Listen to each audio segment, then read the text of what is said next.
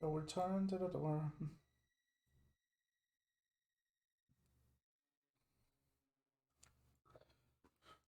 Continue on towards the terrace and proceed on through the hallway.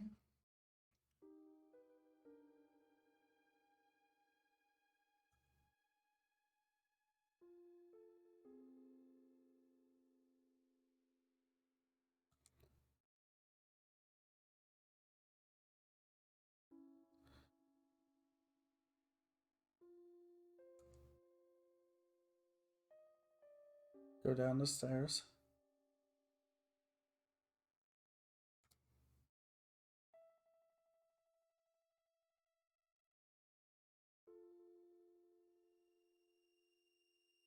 Oh, okay, we're going to Linux's quarters. Okay. The bottom of the pass.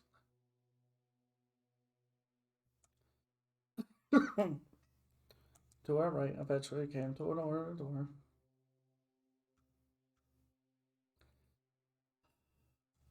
Continue on over. Track signaling to us. Uh-oh. It's a fight. It's fight time.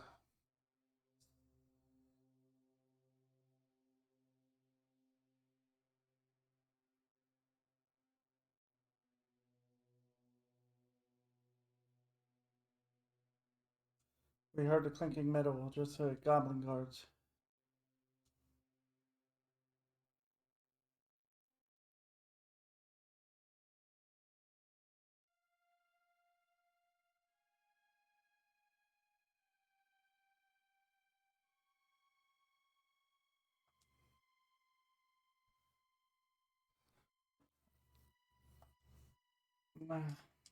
Yeah. All right. Here we go. Gun with this?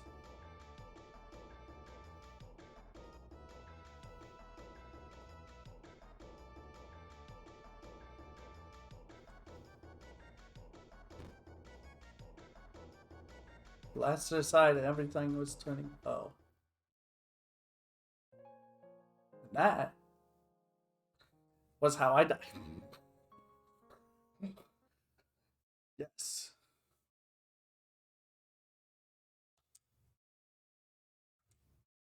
And that, my friends, is I guess what's his name did save me that time.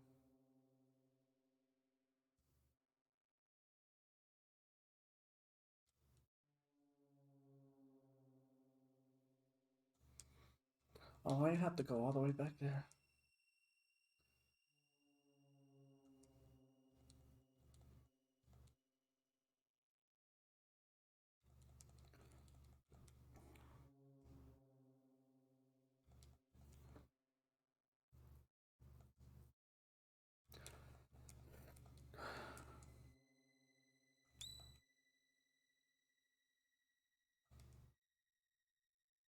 We took the passway to the right. Right, this is where they decided to throw that fight at us.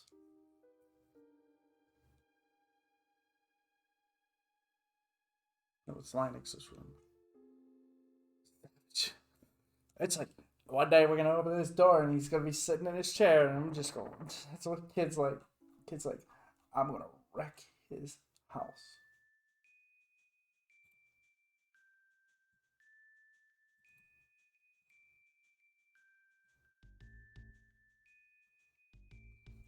I knew he wouldn't be here. But she can help, said Kid, thrusting her chin towards the mirror. Okay.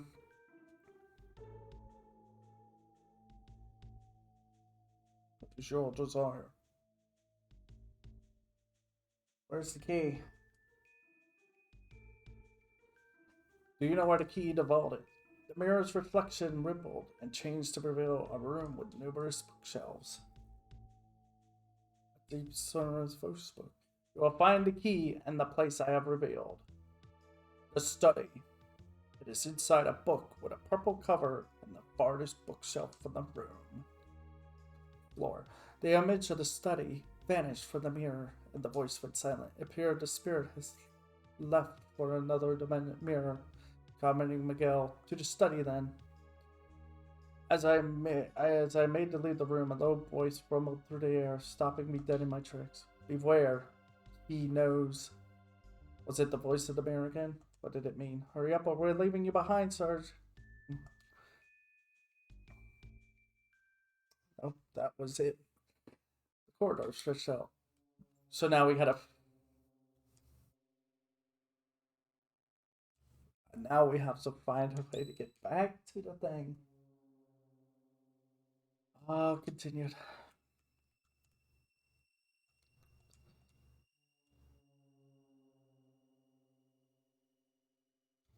Go up the stairs.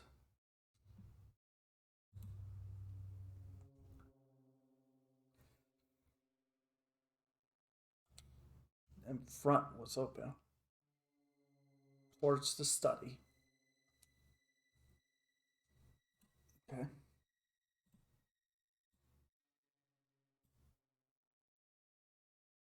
We went inside.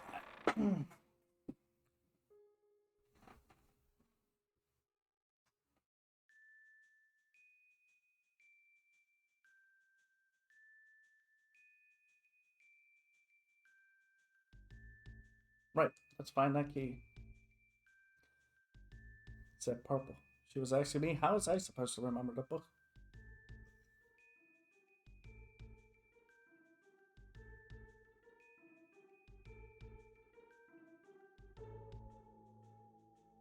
Purple book in the farm.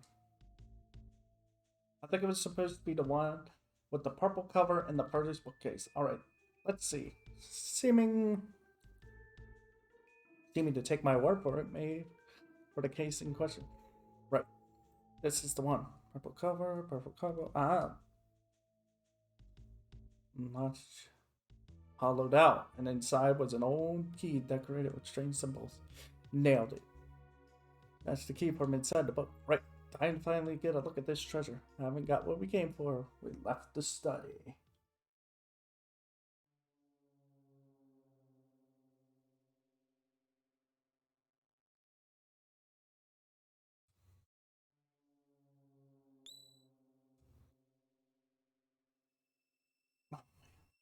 The study.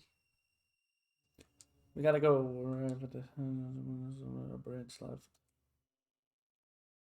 I'm just playing it safe.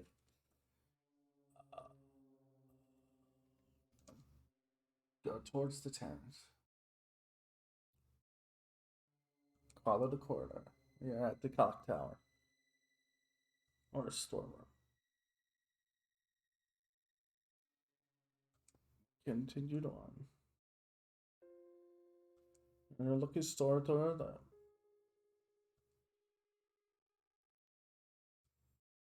That's the small treasure. We went inside.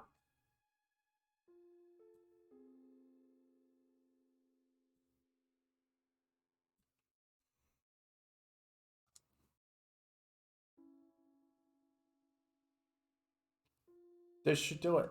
Kid slipped the key we found into the lock. Lines of magical light flashed across the surface of the door and vanished as various magical barriers were dispelled. Up, down, left, right, blue, red, green, every color under the sun. And then all was quiet. And the darkness of the manor returned. Right, we're in.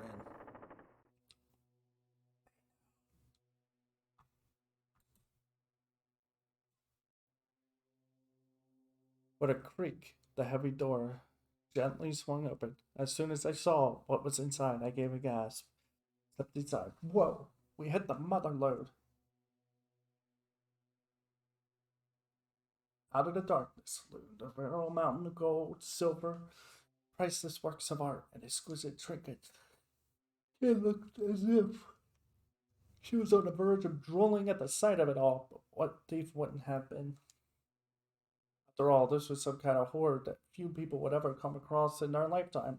The smallest fraction of this vast model riches would have seen even the most careless spendthrift set for life. Our goal was the frozen flame. All the rest. Spoke when I see dedication to our mission. He had not even batted an eyelid at the sight of that greeted us. Yeah, I know. She was disappointed in the coverage, but she soon said about scanning the room for the object. Wait, is that it? Look, on the pedestal there. I turned to see what Kid was pointing at.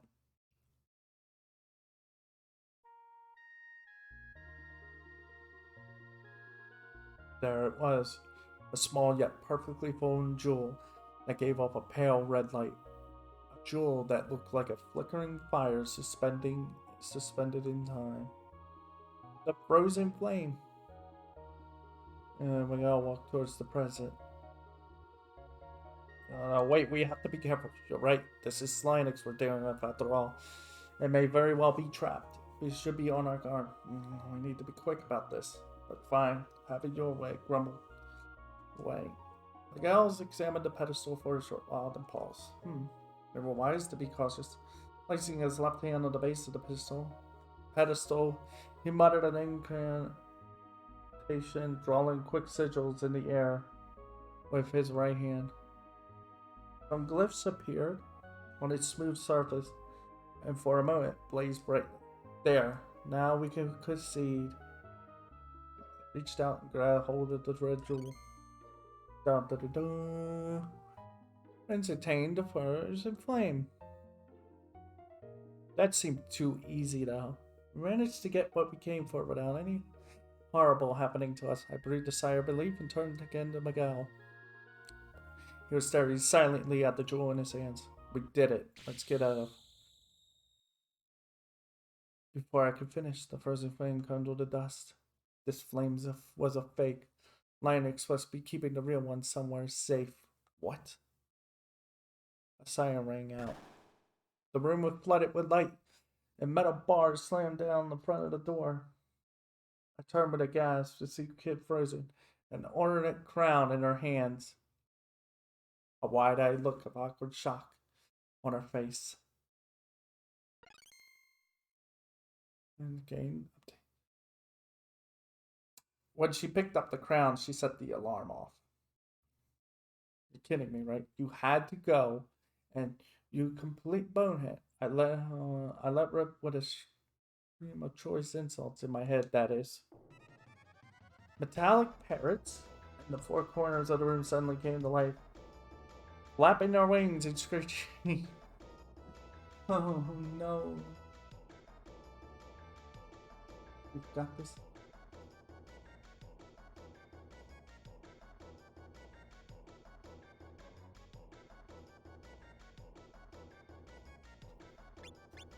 Sick. We're in trouble. These things are going nowhere, said Miguel, inspecting the bars covered in the door. Although, to look at him, you wouldn't have thought there was anything wrong. Which way? The parrots, to the vault.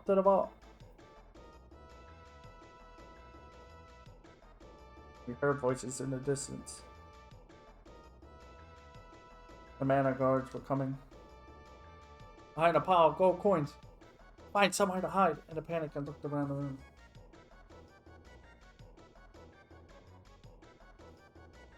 It was on his chest, sitting wide open next to a pillar. I rushed to empty it out, then plunged in headfirst and closed the lid.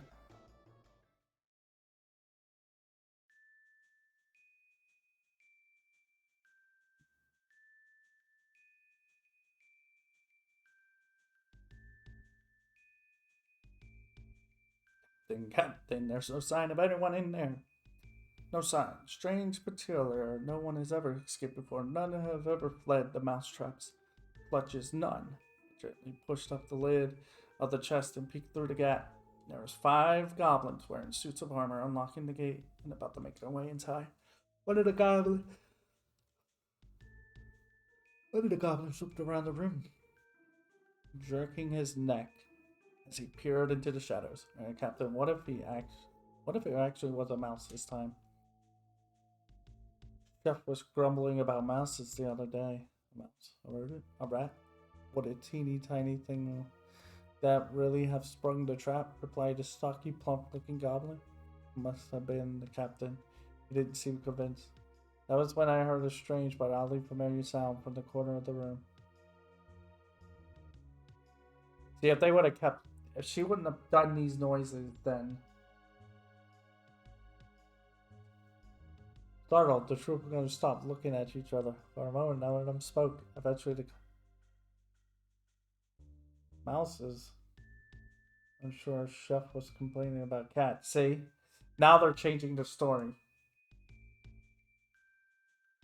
Again, goblins only looked at each other. Funny. You should say that, Captain. I heard it. I wanted mouse as a cat. It was a heck round.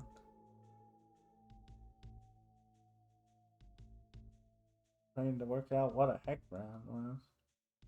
I smell a rat, by which I mean a thief, following the captain's lead for the weapons, and then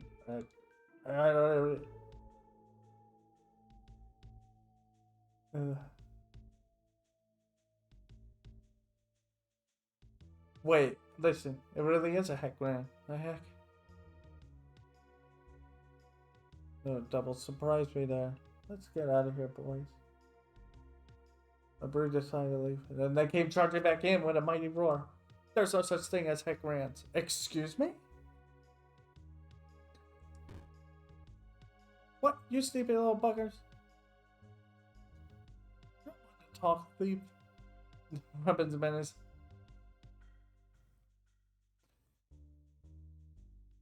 I quietly eased open the lid of the coffer and slipped out. Can't leave you anywhere, can I? I'm not funny know. I had to say it because I knew Kid couldn't handle herself. I didn't fancy her odds against a whole troop. I wasn't sure what to do. Well, I had to save Kid. I had to save Kid. There was no way I was going to abandon a friend in need. Even if it meant facing off against a group of 5 guards, I'd find a way to... Top, I hoped. I drew the knife from my belt and leaped into the middle of the room. Hey, snot for brains. Over here. And to look at me at the same time. 10 beady, cruel little eyes, all staring daggers. Fool, in a hurry to die, are we? I gulped. I wondered if making a run for it might have been a better plan of action after all. No. Humans are so stupid. The captain chuckled and looked at his teeth. Oh, this one's got a death wish, all right. Who else would be so stupid as to come after Lord Linex's treasure? That's a first, being called dumb by a bloody goblin. Tough when you're crying to your mom later. Judging by Kid's response, she wasn't feeling massively threatened. And you tell her it was Kid who kicked her teeth in. So you're a Kid, are you? The sneaky little, slippery little thief we've heard so much about. Are you thanking me for... Now until my retirement when I bring him your head on a silver platter.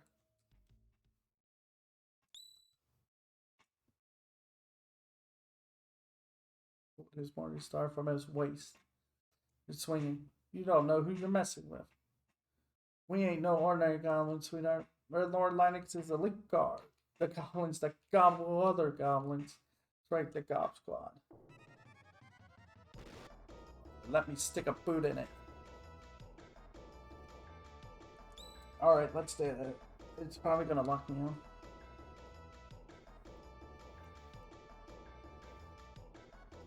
Get him, lads. The boy looks scrawny. Start with him. Wow. Okay.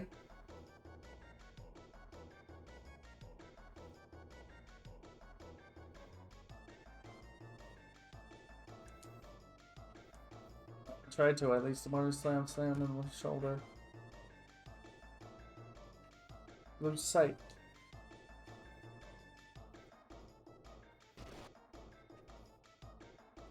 Oh, does a human know a spell like that? Who are you?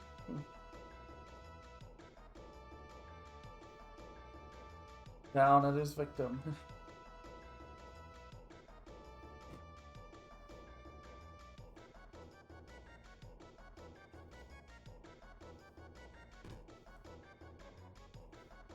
Ow.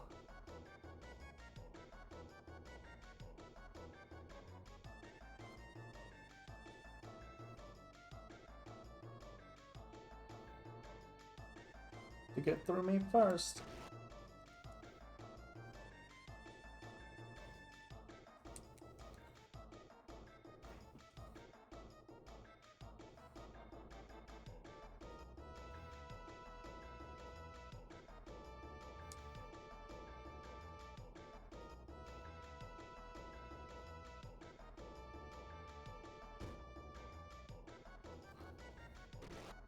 Oh my goodness. We might have to do it. Yeah.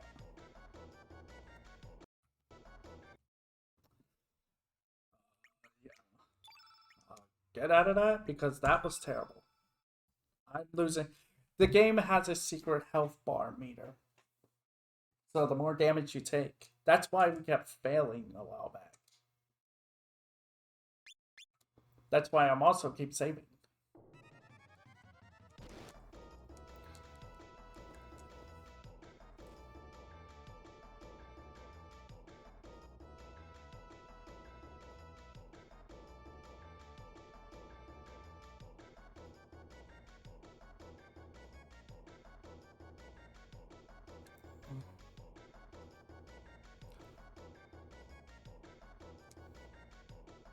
And I decided and tried to strike back with my knife, landing a heavy blow right in the Chiron's flank.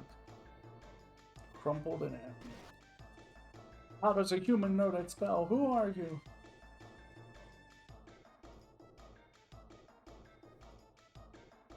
On the way. I was better off attacking than trying to clumsily dodge. I attacked it.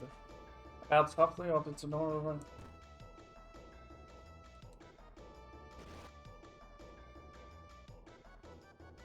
Got a lightning construct by me.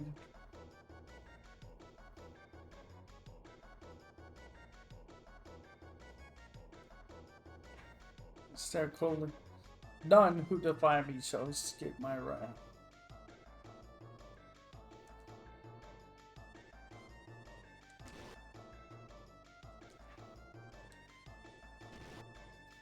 That's all he does. It's just magic and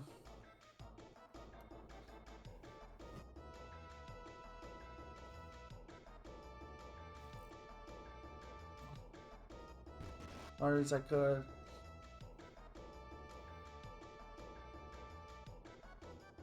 The floor right as the great ugly brute rolled in the long-lived one. It was the last of them. We made it.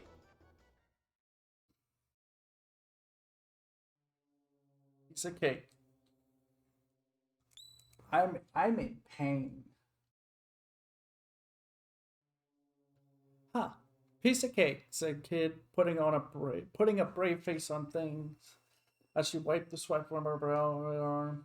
And then she stopped and looked at me. Serge, what were you thinking, you big tongue girl? Getting the goblins to come after you like that? You really didn't have to, you know? Well, yeah. Her blue eyes like the cool glow of the moon. She seemed to be trembling slightly. She looked down at the gray in her face. Thanks. I'll never forget what happened tonight. Even if we go our separate ways, even if we never meet again. Never. And that meant save the chatter for level. Later. We can't waste any more time here. The frozen flame must be somewhere else in the manor. Alright, mate. Thanks for stating the obvious. It's not my bloody fault that Linux has to make things so bloody difficult for everyone. Spun on her heels and made us sulky about face for the door.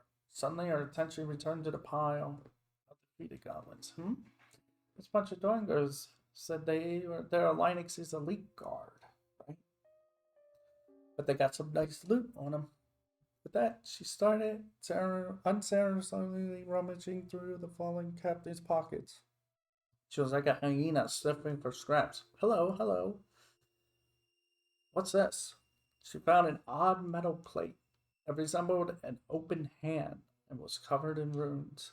Reckon this might open some other magic door somewhere. Well, never know when it might come in handy either. Either way, finders keepers. The plate vanished in the kid's pocket. Huh. Looks like there's nothing else worth taking. Unless you count pocket bits of string. She rose to her feet, looked around the room. You know, it's a real shame to leave the rest of all this loot just sitting here unloved. Suppose we could come back for it whenever. Kid turned to face us and flashed a grin. All right, lads, get a move on. It ain't gonna be dark forever. That hand-shaped plate is our only clue for now, muttered Miguel seemingly to himself. And with that, we left the vault in search of the real frozen flame.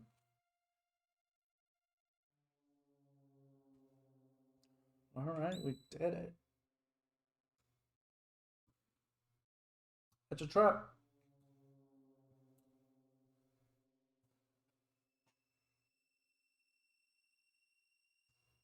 Head towards the terrace. Keep on walking.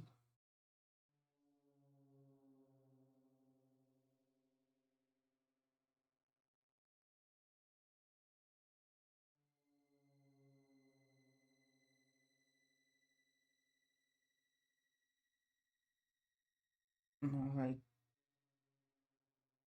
Down the stairs.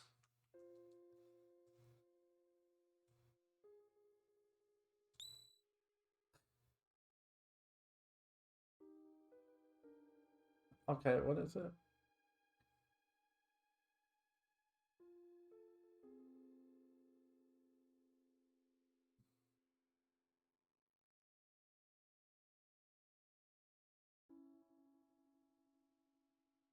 We went towards the auditorium. Poked our head through the arch-shaped door and took a look around. Huh? It's big in here. Must be some kind of hall. We took a curious look around, then entered one after another. It was like a beautiful plaza, complete with a statue that doubled as a fountain. Pillars and arches lined the walls, and in the center was a small pool of clear water above which the statue stood. On the other side of the room, I could see another arched entrance, like one we had come through. Oh, that's cold. It was scooping up water from the fountain. I went over to her and resting my hand on the edge of the marble base and peered into the pool beneath. Shadows flickered under the water's surface. You reckon those fish are rare? As invaluable? Yeah, I couldn't see the bottom. I wonder how deep it was. The shadow of one of the fish grew larger and larger. Whoa, sensing danger. Kid leaped back from the edge. Crack! A fish leaped out from the water and snapped at her, its jaws bristling with razor-sharp teeth. Its mouth closed shut in the air on the air where she had been only moments before, and with a splash, the fish started back under the water. Pteranodons, deadly carnivorous fish with razor-sharp teeth and powerful jaws that could snap a monster's horn in half. Staring in horror, I watched its dark shadows began to gather what little of the pool I could make out. The pteranodons must have detected prey. Soon the room was filled with the sound of splashing and snapping as the fish teemed at the water's surface. Bloody hell! Even Kid was uneasy. She took another step back. How many pteranodons were in the pool? The thought of what would happen if they all leapt clear of the water and attacked at once crossed my mind. A bead of cold sweat rolled down my forehead. Suddenly, the water coming from the statue turned crimson. It shot out in a powerful jet that nearly touched the ceiling. Kid jumped back again. I just stood in shock, watching the torrent of water erupting from the statue. The scarlet waters continued to gush from the fountain. The pool grew redder and redder. It started to overflow. We looked on entranced, but the spell was soon broken when we realized that the water was starting to flow faster and faster over the rim of the basin. The pteranodons began to jump and snap at the water's surface. I was brought to my senses by the dull slapping sound of the pteranodons. Rushed back to the way we came. Let's get out of here! And a panic was flashed through the water back to the corridor we came from. Snap out of my legs, I felt searing pain. if I had any hope of reaching it. Back at the corner outside.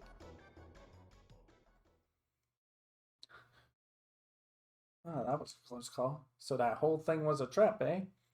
Talk about twisted. Linux is even more of a sick bastard than I thought. I was about to say, he wouldn't have to be if he didn't have to guard against people like her breaking into his house, but I thought better of it. I'm losing hope fast. Well, at any rate, I think we could consider that a dead end. Let's go back. Defeat it. We left the auditorium. But something caused Kid to stop in her tracks. Hello? Hello? What do we have here?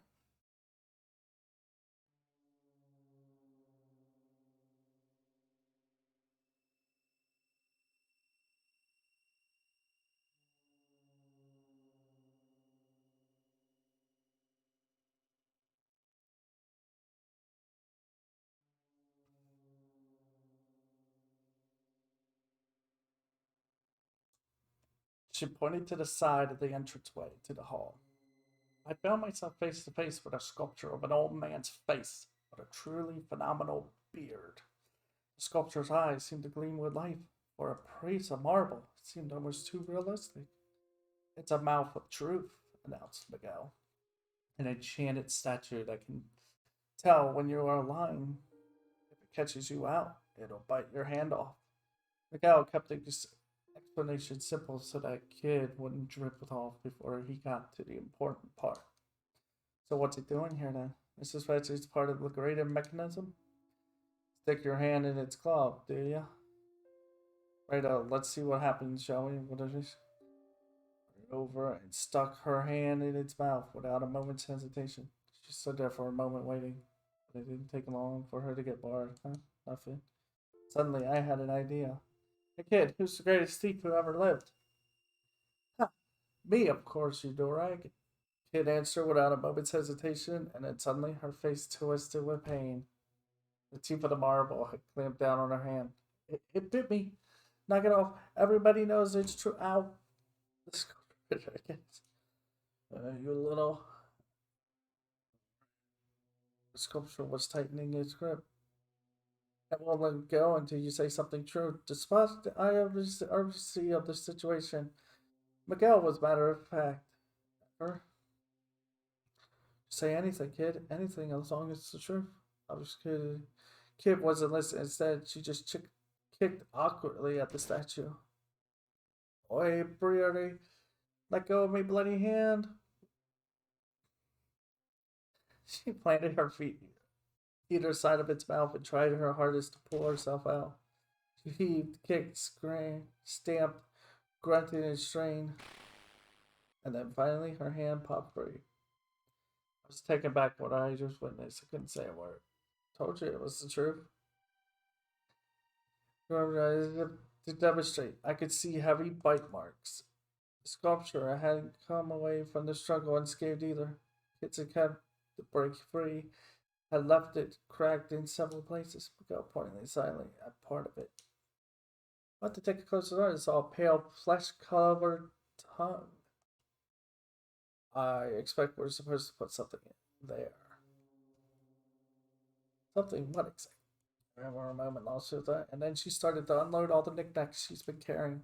A strange kinds of odds ends pulled down from her pockets, her boots, and even from her braid. I searched. Now it's your turn to have a go at that stupid statue.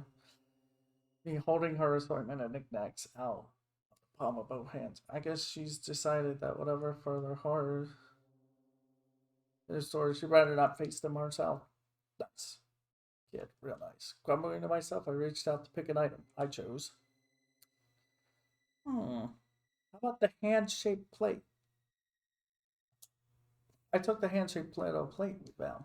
After taking a look at the runes, I was so close to working out what they might mean. There goes nothing. I stuck the plate into the mouth of Truth's marble maw. As soon as I did, its eyes rolled upward, and the wall gave a little judder. A low rumbling sound came from the sculptor's mouth. This, indeed, is the ultimate truth of the universe. Did you hear something? Yeah. I watched the mouth of truth in confusion. Its great mongol tongue lured out, almost like a snake. Crawled around the plate, seizing it, pulling it deep inside. What's going on? In a panic, I look over. Seems the ephemeral truth of the universe has left even the mouth of truth tongue-tied. Yeah, matter. I think he might have even been trying to make a joke.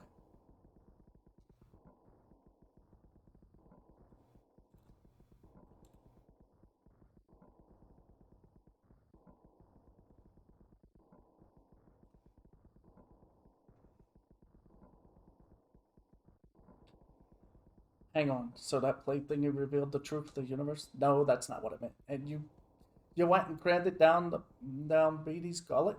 Do you realize how much we could have sold for that? Jesus snapped her fingers. And then drains on all sides of the room suddenly open wide. The red water formed eddies sank away. Helpless, the pteranodons were washed away with the current. Soon only trickles of water were left slowly dripping away. Well, that's a stroke of luck, ain't it? Guess we won't be sleeping with the fishies tonight. We crossed the drain room, making for the exit on the other side and pressed on. Yeah. The auditorium, the room that had water drained. We went through the auditorium and continued down the corridor before finding ourselves at a fork. Stretched to the left and the right. This is new for me.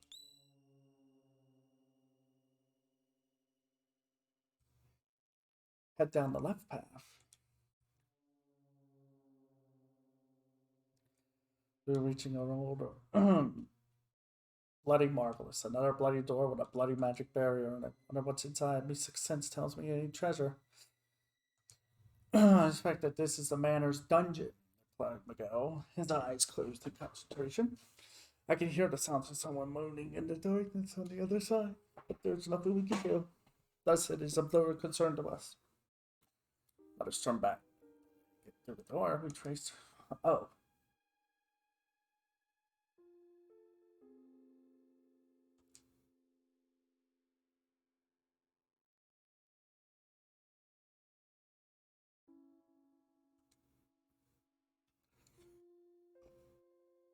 Until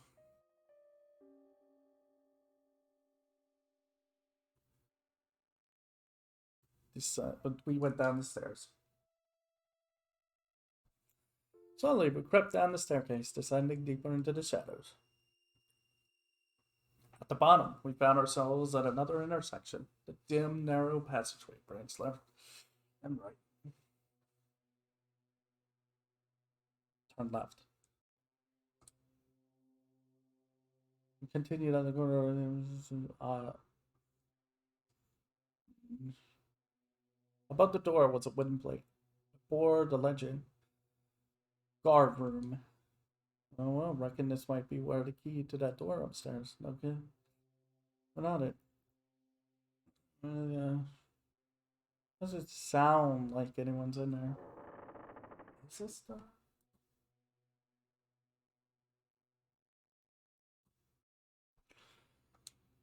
The room had seemed completely silent from the outside, so we had thought it would be empty, but there inside was a lone goblin.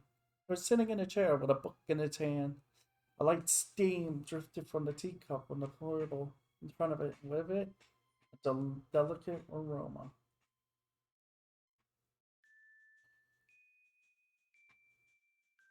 The goblin peered at us curiously over its spectacles.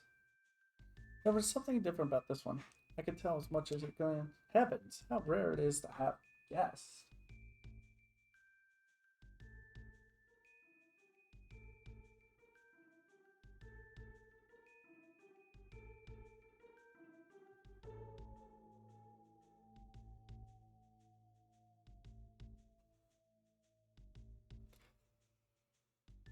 Heavens, how well spoken for a goblin.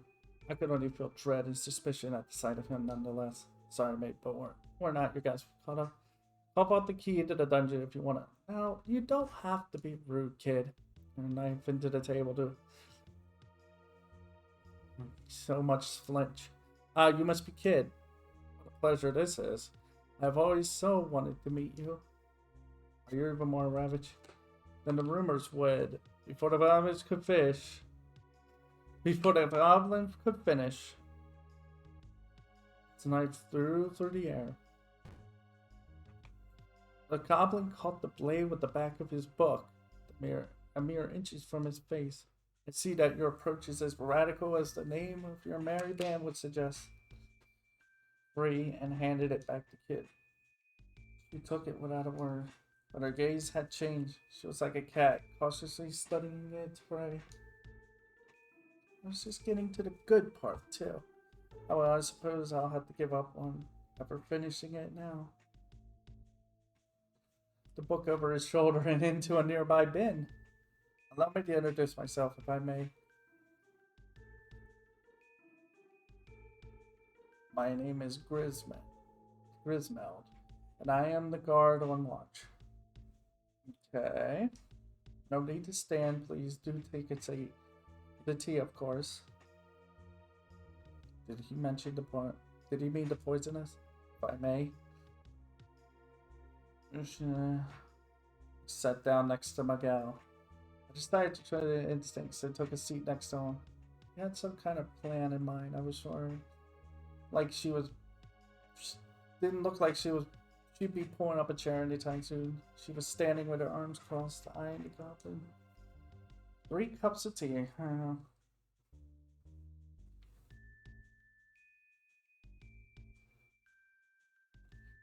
Yomayan tea. Not a blend I'd expect to find here. What a pleasure to encounter a fellow connoisseur. Yes, it's a rare blend. I mainly enjoyed by the noble classes. I couldn't believe the conversation I was hearing, but I also couldn't help wondering what a tea might taste like. My eyes rested on the cup and poured for me. I couldn't shake the fear that it might be poison, but I also couldn't ignore how delicious it smelled. The cup was in my hand. Never had.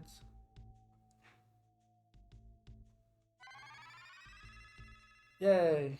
I glanced over at Kid.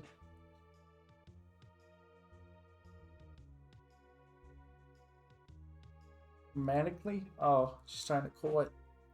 I'd forgotten she was paranoid about her mouth on things. Now that we're comfortable, let's get down to brass tacks, as they say.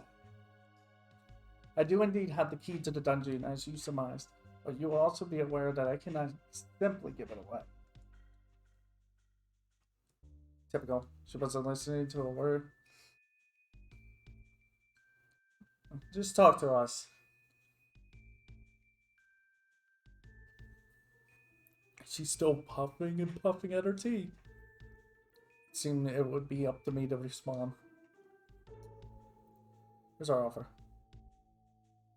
I suppose that means you want something.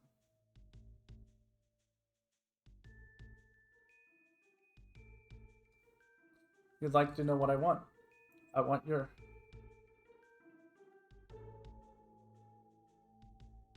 Or rather, I'm sure that's what my employer would have me say, but no. I have no barbarous aspirations. Furthermore, I doubt I'd be a match for you. Okay.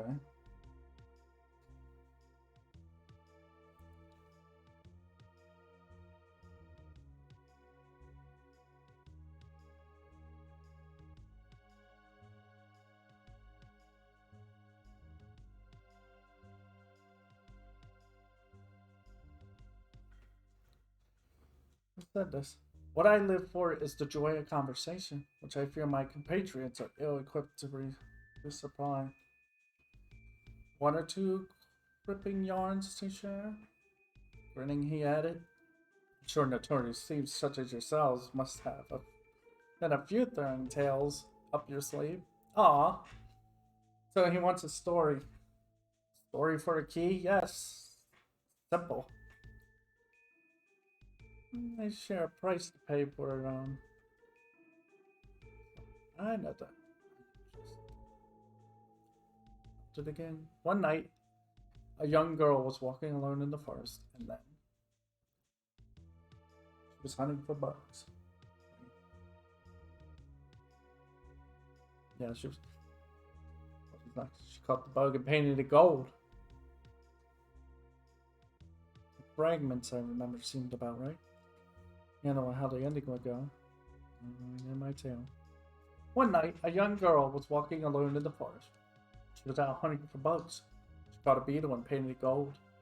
The next morning, she set off into town to sell her catch. On her way there, she met some travelers and convinced them the creature she carried was a fabled beetle of fortune. She sold it to them for an eye-watering price.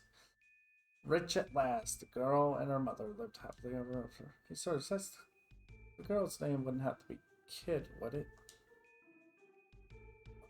Blood froze at the quiet thread.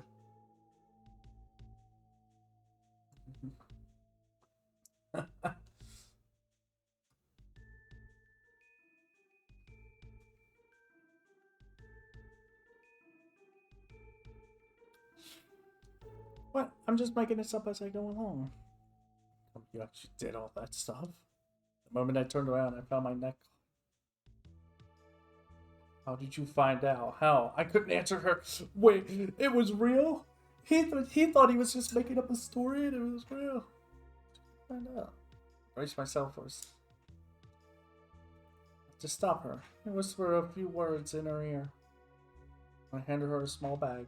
Her eyes glistened like stars, and she pleased with herself indeed. Kid turned. Right, let's hurry and kill Guyaney so we can have some of the COT. Won her round. I just really like the stuff.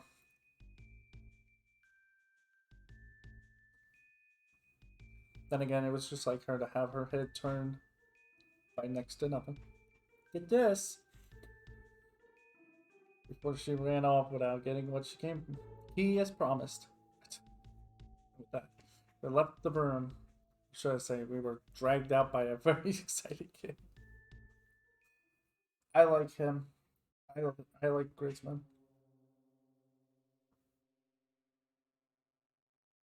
We left the room and took left down the corridor. Followed it a while before coming to an intersection. Made the right. Oh. Okay. All right.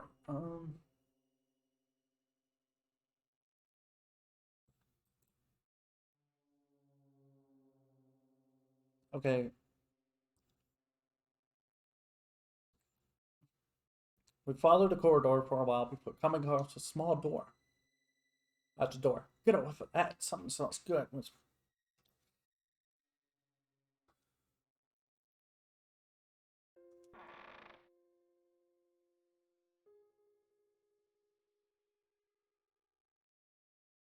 We opened the door. Blimey, this is a small kitchen. Must be for the servants, commented Miguel, and scanned our surrounding. A basin for washing dishes, cooking utensils, some food made ready for tomorrow, and the mousetrap. It looked like any other commoner's kitchen. Pot filled with food appeared inside. Looks like tomorrow's lunch. Want to try some? It appeared. Still, and it didn't smell bad at all, almost inviting. Scooped up some of the butter.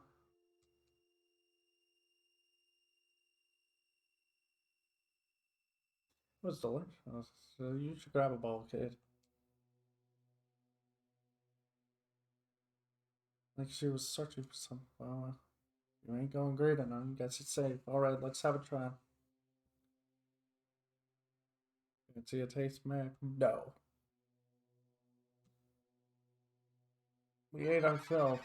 The stew was still warm, and it felt as though the magic of fresh home cooking was easing my wounds somewhat. Suddenly, a little voice rang out. You there! The young man with the braid! Oh! Oh! Oh no! Young man with the braid! Oh, what a bloke! The voice was coming from. That's what's looking at us. And a mousetrap hanging from the wall in the corner of the room. Aw. Oh, I'm sorry. You're a young lady, I see. The mouse bowed its head. Please, kind. You must hear me out. The mouse put its paws together and stared pleadingly at Kid. I left the nest to find food for my mother, but as you can see, I managed to get myself caught in a trap. If you leave me here, I will surely be eaten by goblins. Eaten by goblins? Wait, that's two? I beg you, please free me from this trap. My mother is sick and she'll be terribly worried about what has become of me. A little glint in its eyes. Kid was at the sink. You were talking about how delicious it was a moment ago. It's kind of weird we do that. It's like you could, like, we could eat something that's super delicious, but the moment we're told what's in it, apparently it suddenly becomes revolting and horrible. And it's like, sometimes you just don't want to know what's in some foods or be told how some foods are made. One example would be pretty much hot dogs. Like we don't want to know. We know there's a horrible process how hot dogs are made, but we don't want the details. They're still good. I like hot dogs, so don't tell me. I want to just stamp off towards the door. She was looking very green around the gills. Okay. I don't suppose you could. You got yourself into this mess. You can sort it out yourself. Spat on the ground as the room. Aww. What's it? Unable to bear it staring at me any longer. Anymore with those pleading eyes, I lifted down the cage and opened the door. The mouse bounded heavily from me. Poor naivels. Oi, Serge, what are you doing in a transform? Idiot humans. My mother is not sick, but yours will be when she sees what I've done to you. And you're a bloody liability, you are. Maybe I made a mistake, but she didn't have to rub it in like that.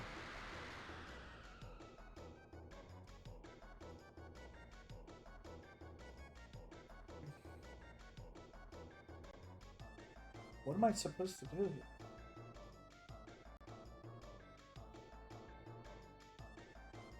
Don't panic and hit the button.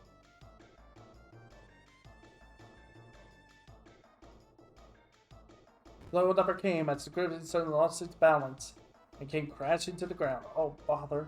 I'm too hungry to even fight properly. What on earth? I breathed a sigh of relief, running a hand down my chest. All right, little mouse. Now it's time for the real show to begin.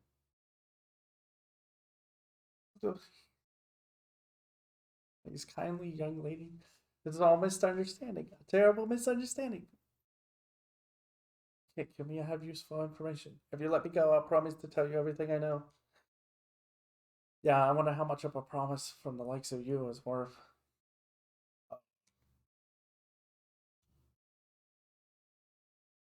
I'm shrieking away. Enough. Let's hear it.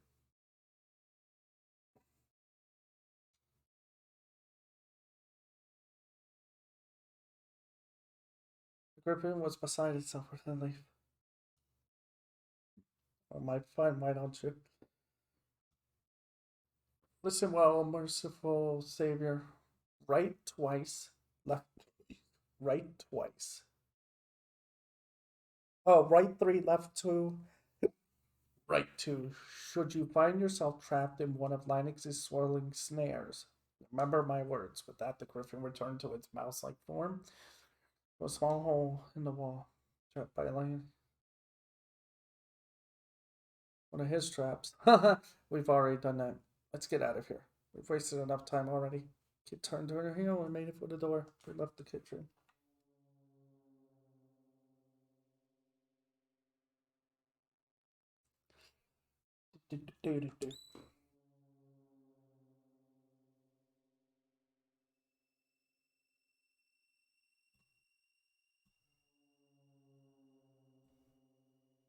Go up the stairs.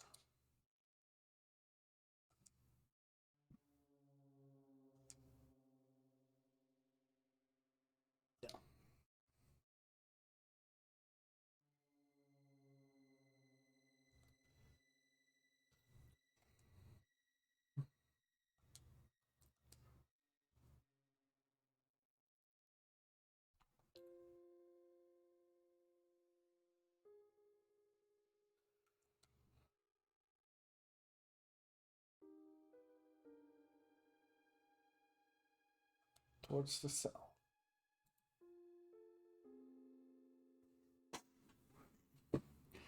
We continue down the corridor, eventually reaching an old, rather sturdy-looking door. That's right. The key we got from that creepy old goblin should do the trick. Slip the key into the lock. Yeah. Clammy air rose around our feet as if crawling blindly through the darkness. This didn't seem like the kind of place anyone in their right mind would visit voluntarily.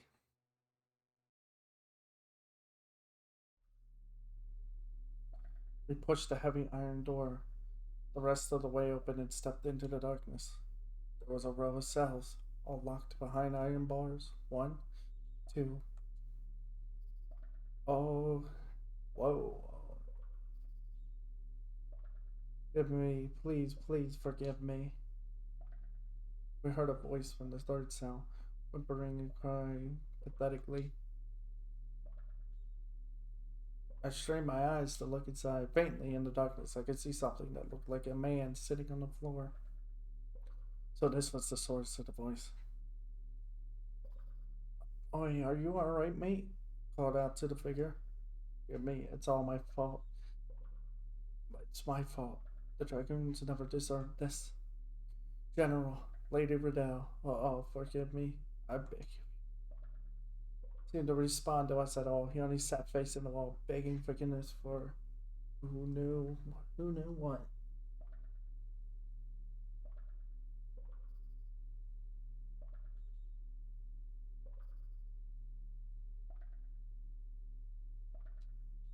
Hello? Can you hear me?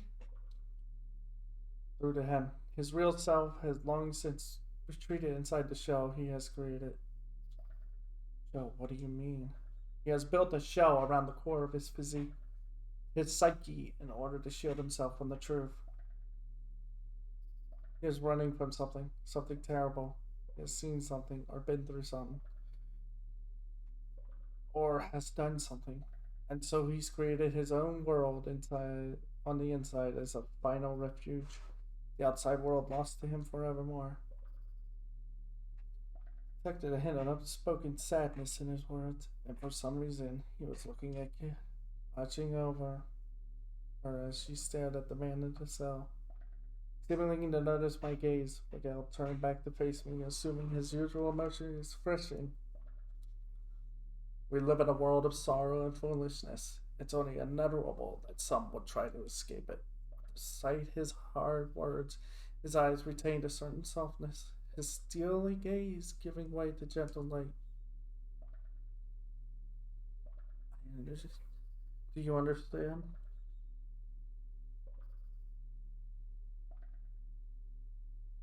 You seem confused. I don't blame you. You'll come to understand eventually. What was all that about? We're not going to get much out of him. He's miles away. Let's just leave him be and try someplace else. Door to the dungeon. Wait. We must find some way to get this man to speak. What for? I mean, he's speaking already. Just none of it makes sense.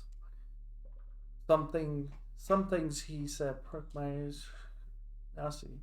He mentioned the dragoons and Riddell too. So, you said the dragoons are an ancient history. Stop, kid. Besides, how can we trust anything he says? He's clearly gone off his rocker. The ones that are off their rocker are normally the ones that tell the truth in some way. He had a point. The old man had long since cut his ties to the real world. What did Miguel expect him to say without missing a beat? We simply have to bring him back to reality. How are we gonna do that? You want me to do a little dance for him? Something?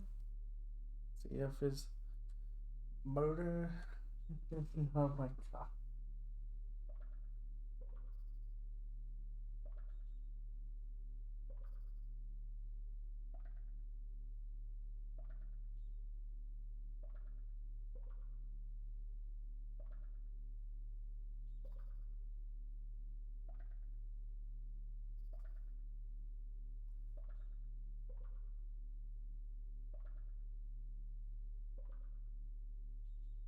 please don't. The words were out of my mouth if I could stop them. What are you saying? I don't think anyone would want to see me dance, is that? No. Completely as if actually ignore me. Nah, this should be good. Enlighten me, why don't you? He's right, it won't work. Just like... Oh! He touched the floor and carried on us in the back. We must break through the shell he has created and drag him back to the real world. I wanted to do that. You'll need some kind of key, something that will reach him, even through the barrier he erected. Yeah. And where are we gonna find this key? I don't know. But there's just someone in this manner who could tell us. You don't mean you're not talking about Riddell, are you? I am. Alright, fine. Don't know what the heck you expect her to tell us, though. The hero made for the door. We left the gibbering old man alone with his sorrow.